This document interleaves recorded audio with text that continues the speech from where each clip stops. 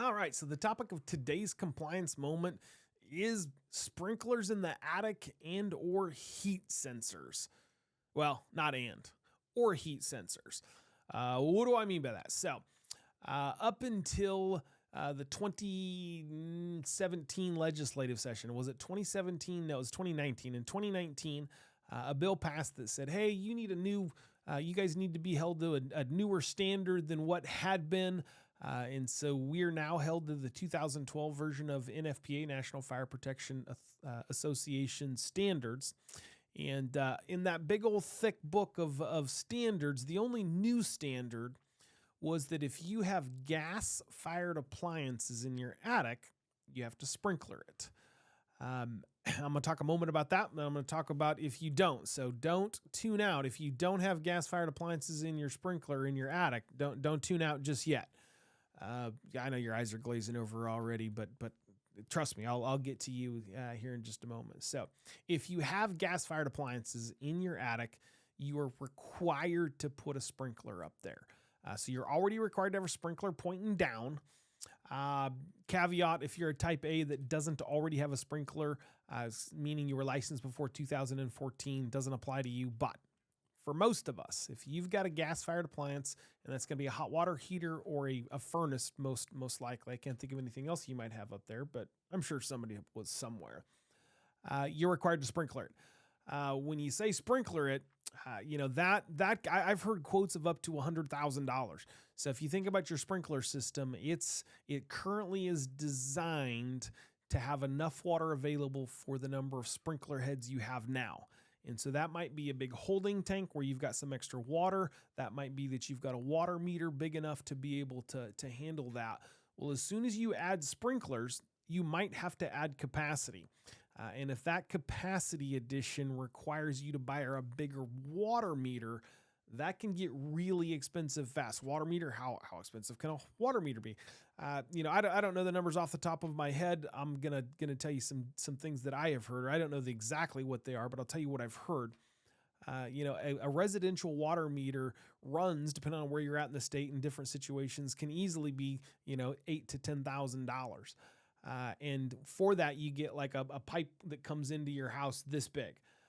And so that regulates how much water the city is able to provide to your facility. If you're going to suddenly have potentially have higher demand, meaning I've got a bunch of fire sprinklers that I'm going to try and run off of those, you might need a bigger water meter, a bigger pipe coming into the house. A commercial water meter is what that next level is, and those can easily be $30,000 to $40,000 just for the meter.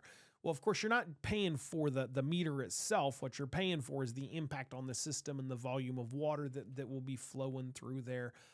And so I have heard of 3,000 square foot residential assisted living homes facing a bill of $80,000 to $100,000.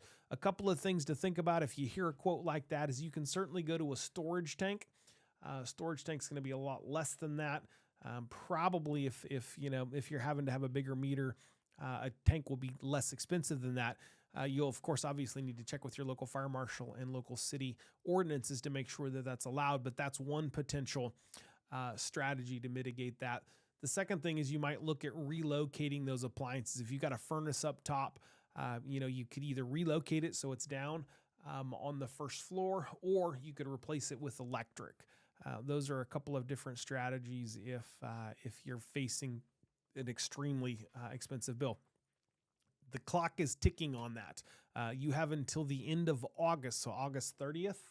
I think it's August 30th. I can never remember September hath 31. I don't know. I know February has 28 days, but then a year like now, no, it's got, I don't know. The end of August. You have until the end of August of this year to get fire sprinklered up there. You can expect that the very first survey they do on September 1 of 24, they're going to go check.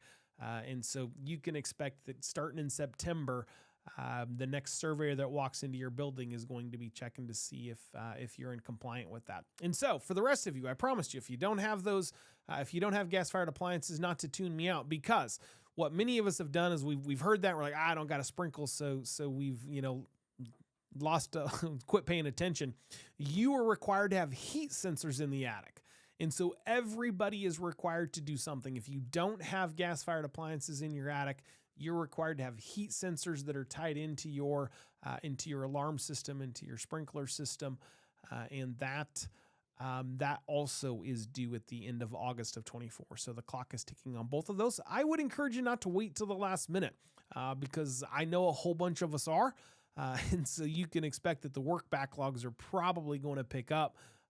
Beyond just the normal backlogs that the installation companies might have, you can expect that there's probably going to be additional. So I'd encourage you not to wait till the last minute. This has been a Compliance Moment with John Darby at Torch.